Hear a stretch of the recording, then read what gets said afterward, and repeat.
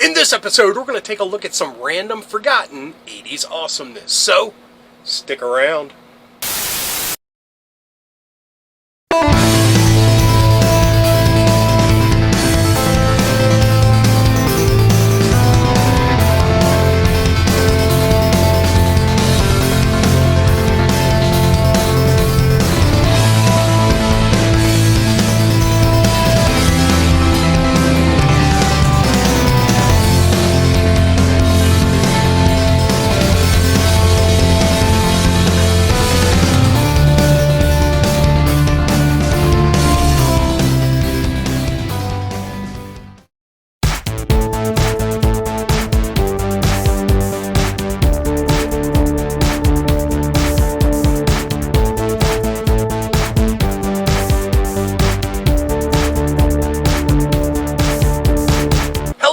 Dorks and Dorkettes, and welcome to Nostalgia Syndrome.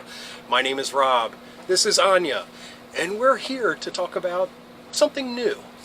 Now, last week I gave a brief synopsis on something new that I would be doing, and that is Forgotten 80s Awesomeness, which is a look at those cool cartoon and toy adjacent products that were throughout the 80s. At one time I named this collection of bric-a-braca the weird, the rare, the awesome.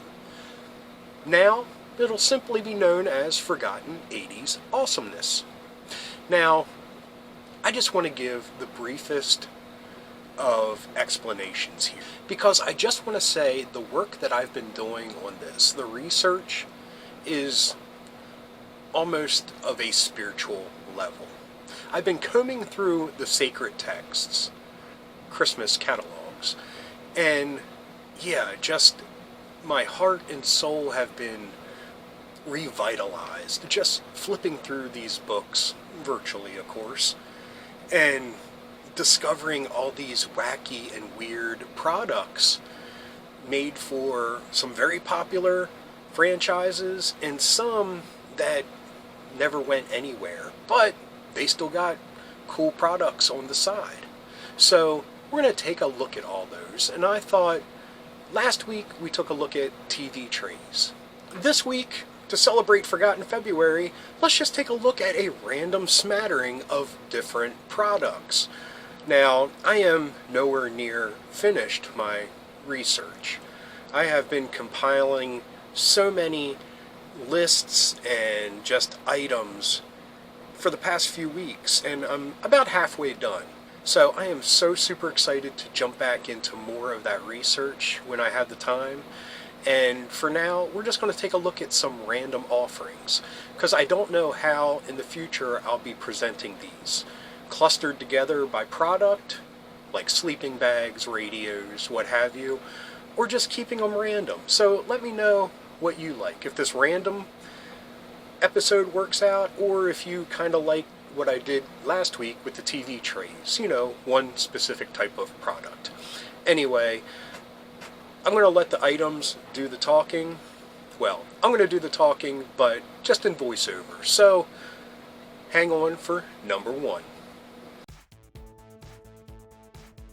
When you absolutely have to be the loudest person to do a horrible Mr. T impression of saying, "I pity the fool," you now have the A-Team megaphone. Released in 1984, this megaphone featured everybody's favorite A-Team member on the side, B.A. Baracus, Mr. T. So, this was a fully functioning megaphone, featured, you know, something to make your voice sound very loud, and the dreaded siren button. So, not only can you bother your parents with your horrible imitations, you can also drive them crazy with that siren.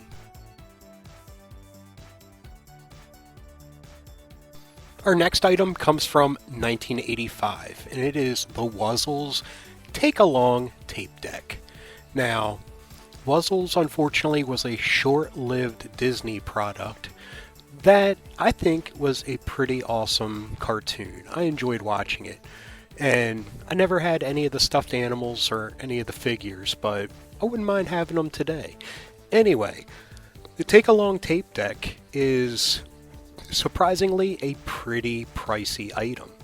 Now, there were a lot of tape decks done in the Take Along series. And they all feature really cool artwork. Like here we have Hoptopotamus, unfortunately in kind of an alluring pose, which is, yeah, that's kind of disturbing. But we also have Bumble Lion off to the side there waving. And yeah, I mean, these are just really classy and I really like them. And honestly, I can't believe the price that they went for back in the 80s. But, I mean, it makes sense. You can show your appreciation for Ponch and Officer Baker at your next sleepover with this Chips official sleeping bag. Released in 1981, the sleeping bag features very nice artwork of the actors, and I just love the dynamic picture of them riding their bikes down the California highway.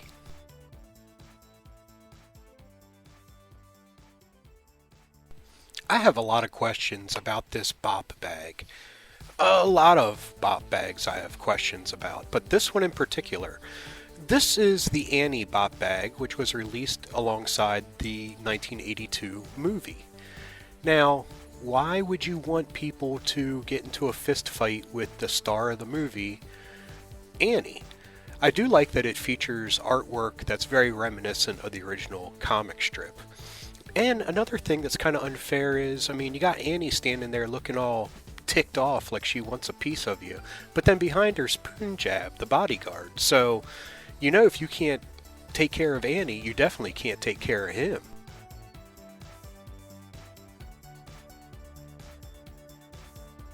Now, these would be perfect if you had, you know, that like great media room setup in your house.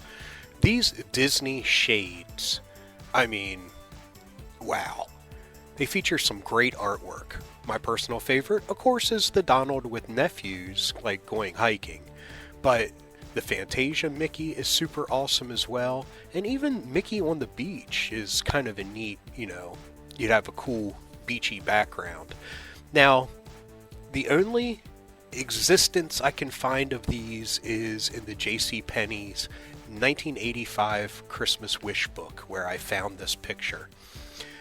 Surprised me because I thought with as much Disney memorabilia out there, there would at least be some evidence of these shades somewhere. But alas, this is the only evidence I could find. And it's surprising for how cool these are and how they should still be making them, because they would be super awesome in my house, I know that much.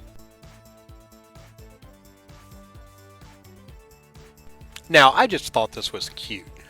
Now, this is well, the box says soap dispenser, but it's more of a soap holder. As you can see, Alvin, underneath of him, is a little shelf that you put your bar of soap on.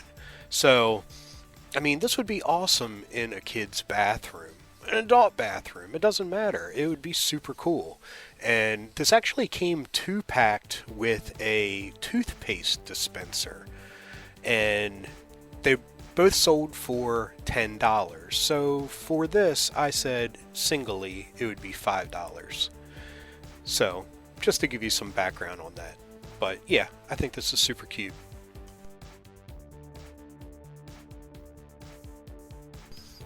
Alas, we have run into another roadblock when it comes to our forgotten awesomeness. Now, who would have thought in the 80s we would have had 2 orange fat cats to lead our way? This is Heathcliff, and this is his musical phone.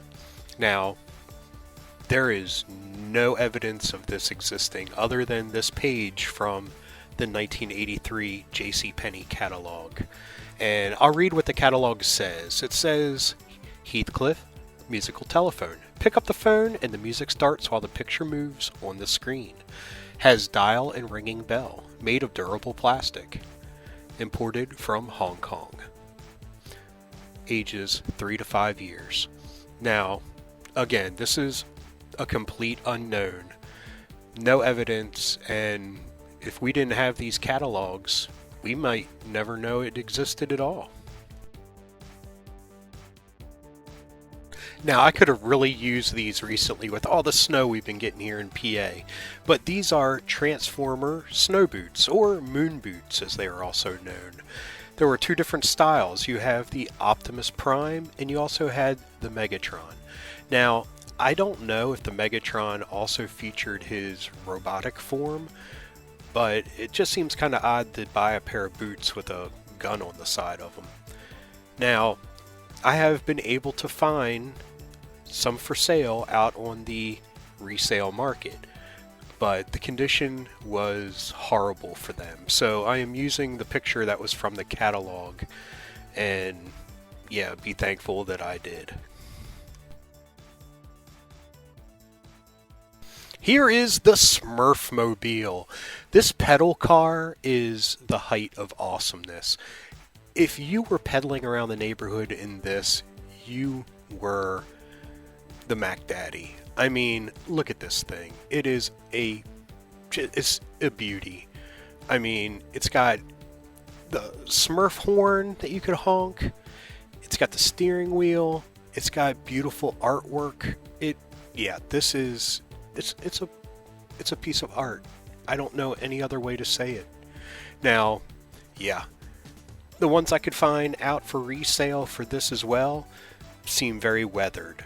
But if you're a collector of Smurfs, it's got to be a holy grail for you. I mean, I would love to have this thing. I mean, I wouldn't be able to fit in it, but I would love to have it in my collection. Well, if I had the room for it at least. We as a society have not gotten close to technological perfection since this 1983 dual system ruler was released. It features an LED clock and a calculator, all within the package of a ruler. Not only that, this is a Return of the Jedi ruler that has an awesome bit of artwork on it that features the size scale of the characters. You have everyone from Yoda all the way up to Chewbacca. They're different sizes. Now, I've never ever seen one of these in the wild, and I remember seeing a lot of awesome stuff when Return of the Jedi came out. Believe me, if I had this in school, I probably wouldn't have been as horrible in math as I was. So, yeah, I blame my parents for that one. If I had this ruler, who knows, I could have been an astrophysicist.